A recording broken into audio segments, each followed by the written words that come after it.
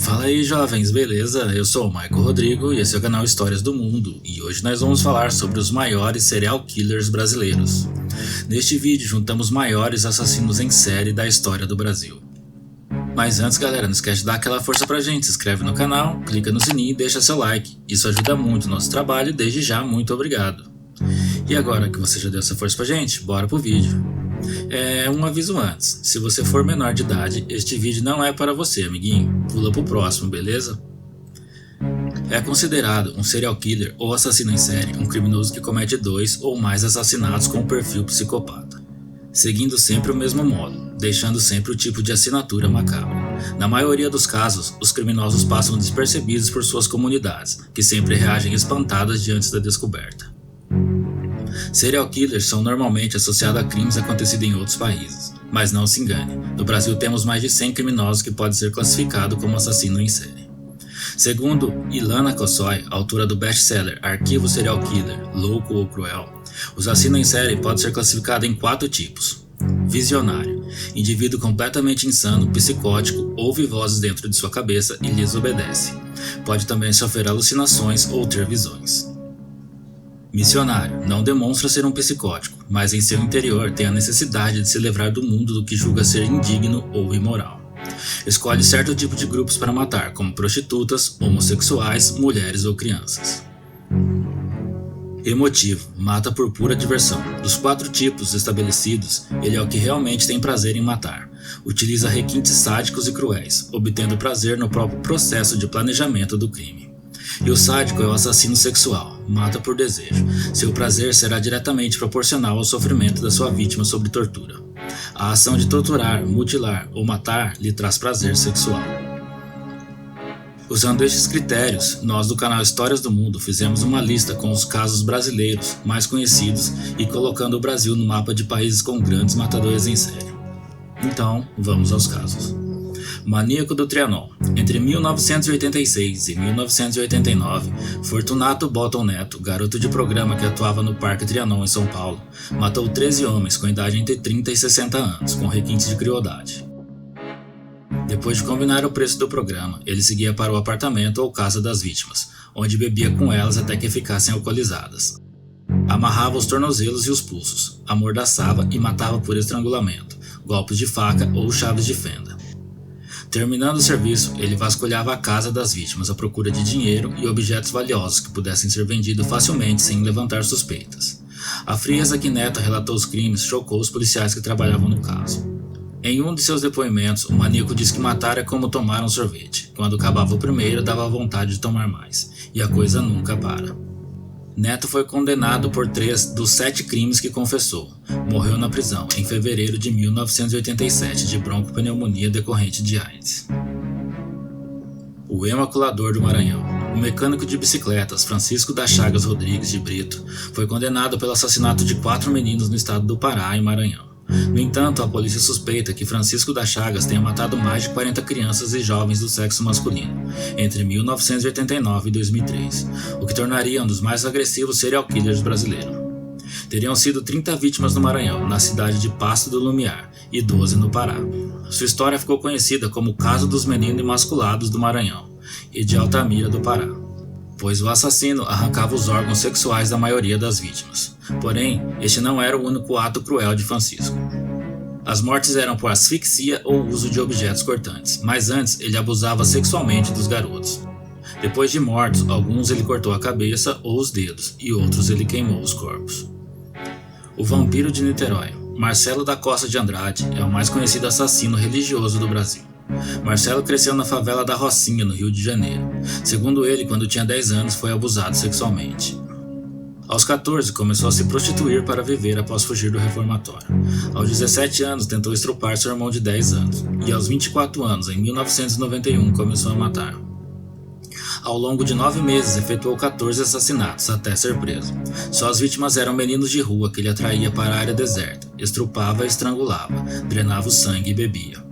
Quando foi preso, Andrade disse que preferia garotos, porque eles são melhores e têm a pele macia. E o pastor disse a ele que as crianças, quando morrem antes dos 13 anos, vão para o céu automaticamente. Então, ele acreditava que tinha feito um favor a elas, enviando-as direto para o céu. Diante a investigação, foi atribuída a execução de uma menina, no entanto o criminoso negou este crime. Em depoimento, afirmou que não mataria meninas, pois estas não mereciam o reino dos céus. O maníaco do parque. Talvez esse seja o caso mais famoso do Brasil. O motoboy Francisco de Assis Pereira tinha uma forma de atrair suas vítimas, que se repetiu em todos os crimes. Ele prometia uma sessão de foto para as moças que pretendiam seguir na carreira de modelo fotográfico. Uma vez que ele conseguia levá-las para o Parque do Estado, na divisa da cidade de São Paulo com Diadema, Francisco as estrupava, espancava e matava por estrangulamento, com um cardaço de sapato ou uma cordinha que carregava sempre em sua pochete. Conhecido como maníaco do parque, Francisco conseguiu atrair 14 mulheres para o local, sendo que 5 delas conseguiram escapar com vida depois de serem estrupadas.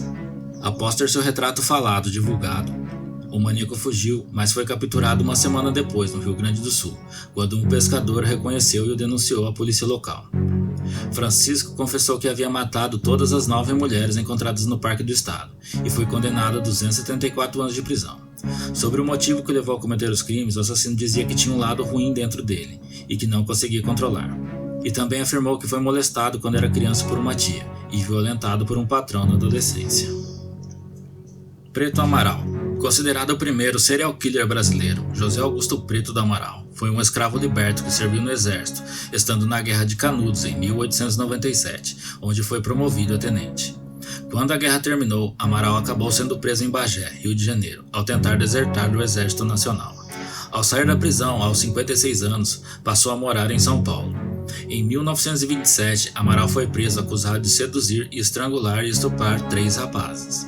Em seu depoimento, Amaral contava que seduzia e depois asfixiava as vítimas, estrupando-as depois de morta. A polícia não tinha suspeitos dos crimes, até um engraxate de apenas 9 anos conseguiu escapar de Amaral e contou o caso à polícia. O assassino levou o menino para debaixo de uma ponte e quando começou a estrangular o garoto ouviu vozes próximas, assustou-se e saiu correndo. Na cadeia, confessou os crimes, contando em detalhes como matou suas vítimas. Ele ficou conhecido nos jornais da época pelos nomes de Monstro Negro, Diabo Preto e Estrangulador de Crianças. Morreu em um manicômio, 5 meses após a prisão, sem nunca ter sido julgado. O linguiceiro da Rua do Arvoredo. Em 1863, o açougueiro José Ramos, um homem elegante e viajado, que frequentava as casas de ópera na cidade de Porto Alegre, fazia sucesso entre a população com a venda de linguiças caseiras que ele e a mulher, Catarina Pulse, preparavam. O que ninguém sabia é que o ingrediente principal da famosa linguiça era a carne das vítimas do casal, que eram seduzidas pela promessa de uma noite de amor com Catarina. Com a ajuda do ajudante chamado Carlos Klausner, o açougueiro matava as vítimas, picava e guardava elas em baús, moendo aos poucos e transformando em suas famosas linguiças, que eram vendidas em seu açougue na Rua da Ponte. Os crimes da Rua do Arvoredo foram descobertos em 1894, chocando os cerca de 20 mil habitantes da cidade na época. Ramos foi condenado à forca. Catarina foi internada em um hospício onde morreu louca. Quando Ramos foi descoberto, o ajudante também já tinha virado linguiça. Apesar do escândalo, os crimes foram ignorados pela imprensa da época. A história repercutiu apenas nos jornais da França e do Uruguai. Acredita-se que o caso tenha sido abafado porque a população da cidade queria esquecer que tinha sido transformada por Ramos em canibais. Não se sabe ao certo quantas pessoas o açougueiro matou e nem os motivos que o levaram a isso. Mas ele pode ser considerado um dos mais sádicos serial killers brasileiros de que se tem registro. José Paes Bezerra, o monstro do Morumbi. Sempre seguindo o mesmo esquema de assassinato, o monstro do Morumbi tocou o terror em São Paulo no final dos anos 70 e começo dos anos 70. Ao todo, foram 7 mulheres brutalmente assassinadas por José Paes Bezerra, que também utilizou o nome de José Guerra Leitão e ficou conhecido como o monstro do Morumbi. Os corpos das mulheres mortas eram abandonados em terrenos baldios do bairro do Morumbi, em São Paulo, sempre com as mesmas características. Nuas ou seminuas e com pés e mãos amarrados, com uma corda improvisada com pedaços de suas roupas. A boca e o nariz e os ouvidos estavam sempre tampados com pedaços de jornais ou outro tipo de papel amassado, além de uma tira de tecido que servia como mordaça e como objeto de enforcamento. Além de matar, Bezerra levava o dinheiro, joias e uma peça de roupa das vítimas, que dava de presente para sua esposa, que mais tarde o denunciou à polícia por não aguentar mais a situação. Com isso, ele fugiu para o Pará, onde matou mais 3 mulheres e logo foi preso e confessou os crimes. Segundo a polícia, a razão de seus crimes deveria estar ligada à infância traumática, pois ele escolhia as vítimas que tinham características físicas parecidas com a de sua mãe, que era prostituta, e o levava aos programas junto com ela. Ele assumiu ter matado mais de 24 mulheres, mas foi condenado pelo assassinato de apenas 4 vítimas, pois foram relacionadas às provas encontradas. Ele cumpriu pena máxima de 30 anos, foi liberto em 2001 e ninguém sabe por onde ele anda atualmente. O Maníaco de Goiânia. O mais recente dos casos brasileiros. Tiago Henrique Gomes da Rocha, também chamado de Maníaco de Goiânia, nascido em 4 de fevereiro de 1988, é um assassino em série brasileiro, que ao ser preso confessou ter matado 39 pessoas, a maioria mulheres, entre os anos de 2011 e 2014 na cidade de Goiânia. Das mulheres, 2 seriam garotas de programa. Entre os homens, alguns seriam moradores de rua e homossexuais. A partir do final de 2013, passou a matar apenas mulheres, a maioria jovens e escolhidas aleatoriamente enquanto pilotava uma motocicleta. Tiago nunca conheceu o pai, que abandonou sua família. Foi criado pelos avós e pela mãe, que teve um relacionamento com outro homem e raramente era visto pelos vizinhos. Na época em que cometeu os crimes, morava apenas com sua mãe. Nos depoimentos iniciais, afirmou que na infância havia sido abusado sexualmente por um vizinho e que teria sofrido bullying na escola e desilusões amorosas. Com um comportamento tímido, não despertava qualquer suspeita entre as pessoas que conviviam com ele, nem mesmo entre seus familiares e a própria namorada. Seu último emprego foi como vigilante em um hospital materno-infantil, em regime de plantão. Tinha um relacionamento normal no trabalho, segundo seus colegas. Durante as investigações, a polícia de Goiás obteve várias imagens de Tiago, que foram capturadas por câmeras de segurança, instantes depois e próximo ao local dos crimes. A polícia procurava por um homem branco com porte atlético que pilotava uma moto preta e capacete também preto. No dia 2 de agosto de 2014, minutos após o assassinato da adolescente Ana Lídia Gomes, de 14 anos, em um ponto de ônibus do setor Morada Nova, a motocicleta que Tiago pilotava foi fotografada ao passar acima da velocidade permitida, no radar do bairro São Francisco, que ficava nas proximidades. Como a placa do veículo era roubada, a foto do radar não ajudou muito para que se chegasse o assassino. Em 4 de agosto foi implantada uma força-tarefa da Polícia Civil, do qual participaram 16 delegados e 30 investigadores e 10 escrivães. As pistas investigadas, incluindo registros fotográficos do radar, possibilitaram que a polícia chegasse até o autor dos crimes. Uma pista que também ajudou nas investigações foi a denúncia contra Tiago em 2013, por furtar uma placa de motocicleta no estacionamento do supermercado, ação que foi registrada por uma câmera de segurança do estacionamento. Além disso, ele já havia sido preso em flagrante, depois solto, também em 2013, por utilizar uma motocicleta com placa roubada. A prisão ocorreu no dia 14 de outubro de 2014, e Tiago foi condenado à Delegacia Estadual de Investigações e Homicídios de Goiânia, onde foi interrogado e confessou os crimes. Em sua casa foram encontrados vários objetos reconhecidos como tendo sido utilizados nos crimes, incluindo um revólver que confessou ter roubado da empresa de segurança onde trabalhara. Tiago foi interrogado por 8 delegados e durante os depoimentos descreveu as vítimas somente por números.